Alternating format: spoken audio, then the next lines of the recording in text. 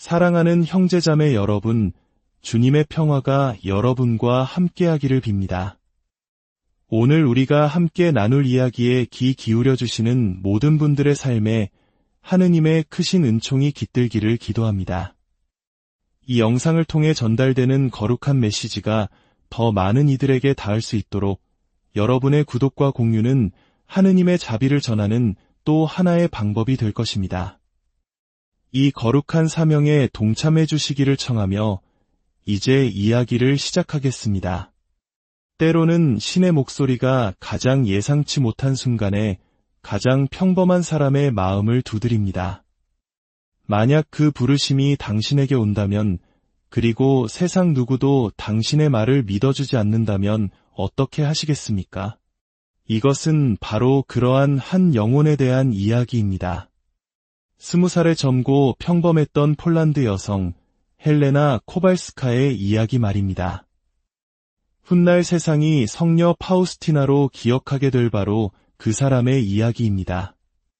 이야기는 1924년 폴란드의 한 무도회장에서 시작됩니다. 화려한 음악과 젊은이들의 웃음소리가 가득한 그곳에서 헬레나는 춤을 추고 있었습니다. 바로 그 순간 그녀는 다른 모든 소리를 압도하는 분명한 음성을 듣게 됩니다. 그것은 바로 예수님의 목소리였습니다.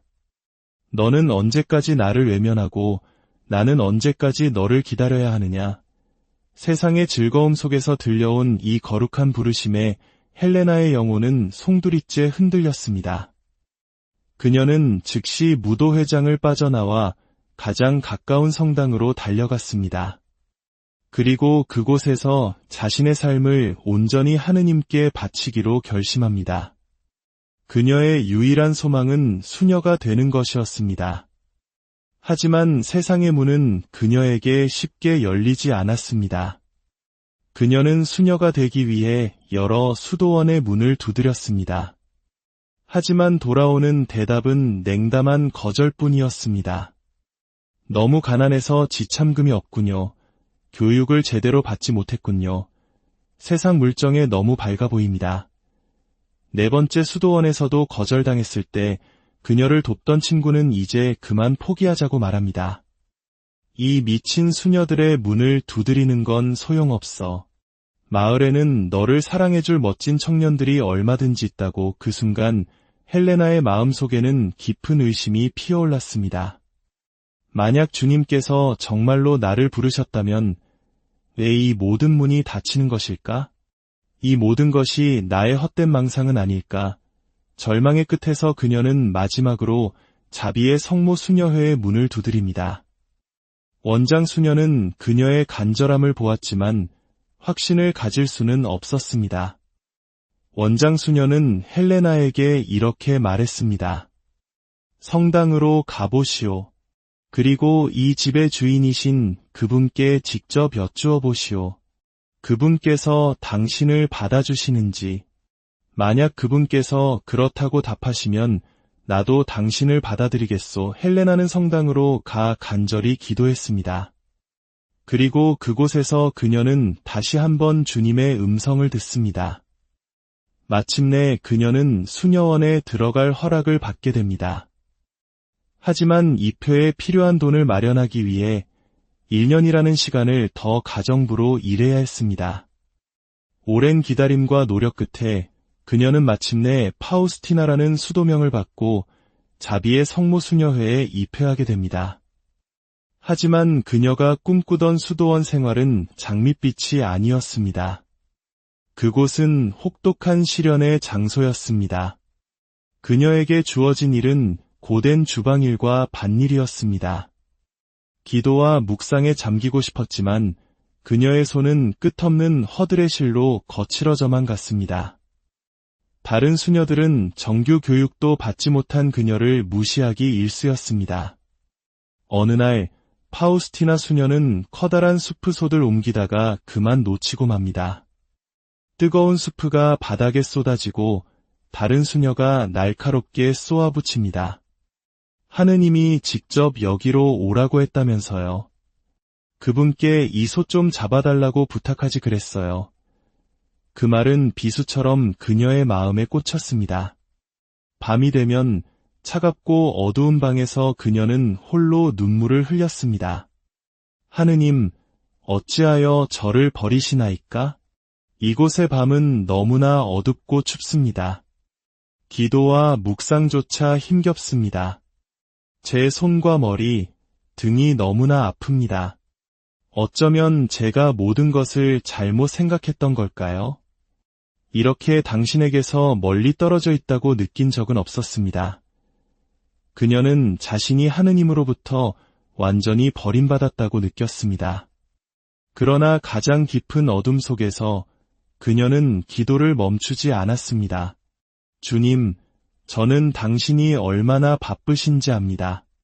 하지만 부디 오늘 하루 제가 다른 수녀님들에게 창피당하지 않도록 도와주소서. 놀랍게도 다음날 그녀가 해야 할 힘든 일들은 누군가의 도움처럼 순조롭게 풀려나갔습니다. 하지만 그녀의 영적 고통과 육체적 쇠약은 계속되었습니다. 아침 기도에 참석하지 못하는 날이 잦아졌고 다른 수녀들은 그녀가 꾀병을 부린다고 비난했습니다. 원장 수녀는 그녀를 불러 조용히 물었습니다. 다른 사람들은 그대가 의무를 피하기 위해 아픈 척한다고들 하오. 그대는 어떻게 생각하시오?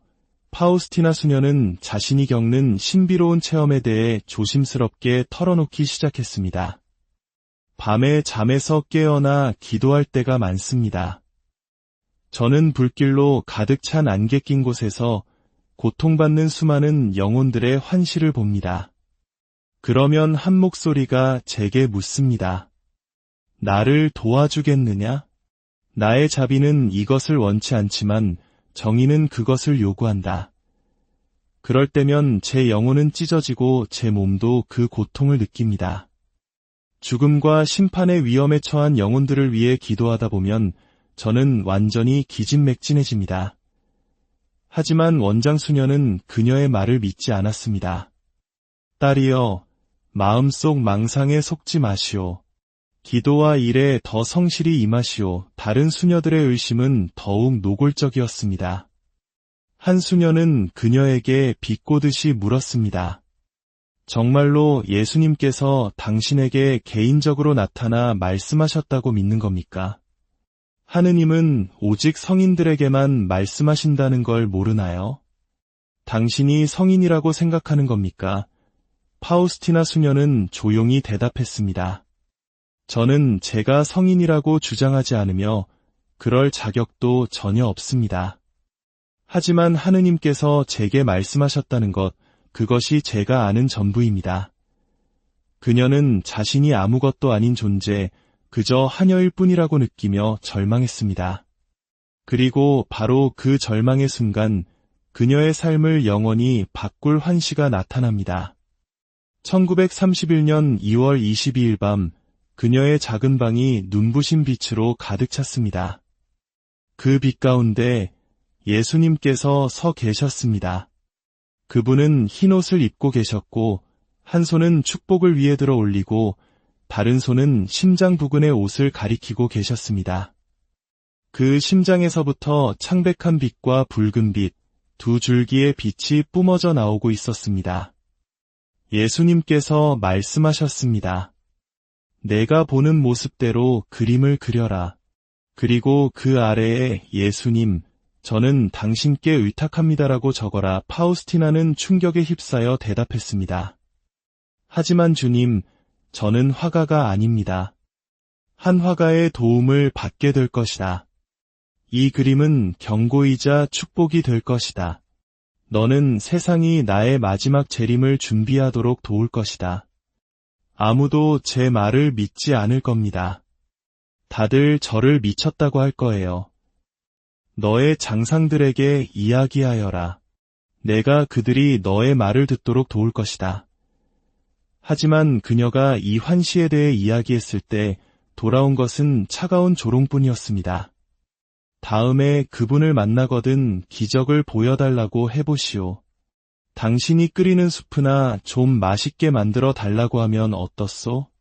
그게 진짜 기적일 텐데 말이오. 파우스티나 수녀의 고통은 더욱 깊어졌습니다. 수도에는 그녀를 이해하지 못했고 그녀의 상태를 확인하기 위해 온갖 정신과 검사와 심리 검사를 받게 했습니다. 결과는 모두 정상이었습니다. 그녀의 말을 믿어주는 이는 아무도 없었습니다. 그때 그녀의 영적 지도자 미카엘 소포치코 신부님이 그녀의 삶의 등불처럼 나타났습니다. 그는 그녀의 말을 완전히 믿지는 않았지만 함부로 판단하지도 않았습니다. 그는 신중하게 그녀를 지도하며 그녀가 겪는 모든 환시와 메시지를 일기에 자세히 기록하라고 조언했습니다. 이 일기는 훗날 의 영혼 안에 하느님의 자비라는 제목으로 세상에 알려지게 됩니다. 수도원의 의심과 시험은 계속되었습니다. 그녀를 시험하기 위해 수녀들은 그녀에게 가장 단순하고 외로운 임무인 문지기 소임을 맡겼습니다. 이는 그녀를 다른 사람들과 격리시키고 그녀의 특별함을 꺾으려는 의도였습니다. 하지만 파우스티나 수녀의 육체는 점점 더 쇠약해져 갔습니다.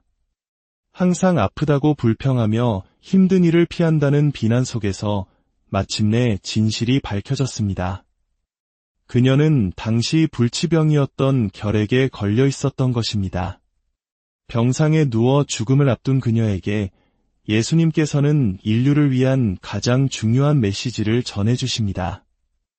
그분은 탐욕과 증오로 서로 전쟁을 벌이는 인류의 모습을 보여주시며 고통스러워하셨습니다. 그리고 죄의 압제로부터 인류를 구원하기 위한 강력한 기도, 하느님 자비의 기도를 가르쳐 주셨습니다. 영원하신 아버지, 저희와 온 세상의 죄를 속죄하는 마음으로 지극히 사랑하시는 아드님, 우리 주 예수 그리스도의 몸과 피, 영혼과 신성을 바치나이다. 예수님의 순환을 보시고 저희와 온 세상에 자비를 베푸소서. 이 기도는 그녀의 남은 삶의 중심이 되었습니다. 그녀는 자신을 비난하고 오해했던 수녀들을 포함하여 온 세상을 위해 이 기도를 바쳤습니다. 1938년 10월 5일 파우스티나 수녀는 33세의 나이로 조용히 선종했습니다. 그녀의 죽음으로 그녀의 사명이 끝났다고 생각한 이들도 있었지만 그것은 단지 시작에 불과했습니다. 그녀의 일기가 세상에 알려지면서 하느님의 자비에 대한 신심은 들불처럼 전 세계로 퍼져나갔습니다. 특히 그녀와 같은 폴란드 출신이었던 요한 바오로 2세 교황님은 이 메시지의 중요성을 깊이 깨닫고 계셨습니다. 마치 하느님의 섭리처럼 폴란드의 교황이 폴란드의 미천한 수녀를 세상에 드러내는 역할을 하게 된 것입니다. 교황님은 자신의 삶에 대한 암살 시도가 있었던 후 하느님의 자비 메시지를 전파하는 것이 자신의 특별한 사명임을 강조했습니다. 그리고 2000년 4월 30일 대인연의 첫 성인으로 파우스티나 수녀를 시성했습니다. 그날 교황님은 이렇게 선포했습니다. 오, 파우스티나여, 당신의 삶은 얼마나 놀라운지요. 바로 당신, 폴란드의 가난하고 소박한 딸이 그리스도께 선택되어 하느님 자비의 위대한 신비를 사람들에게 상기시키는 도구가 되었습니다. 파우스티나 수녀가 세상에 전한 메시지는 두 차례의 세계대전이라는 인류 최악의 고통 한가운데서 피어난 희망의 꽃과도 같았습니다. 그것은 하느님의 정의만큼이나 아니 그보다 더 큰 것이 바로 그분의 자비이며 아무리 큰 죄인이라 할지라도 그분의 자비에 의탁하기만 하면 구원받을 수 있다는 복음의 핵심이었습니다. 성녀 파우스티나, 하느님 자비의 사도, 그녀의 삶은 우리에게 말해줍니다.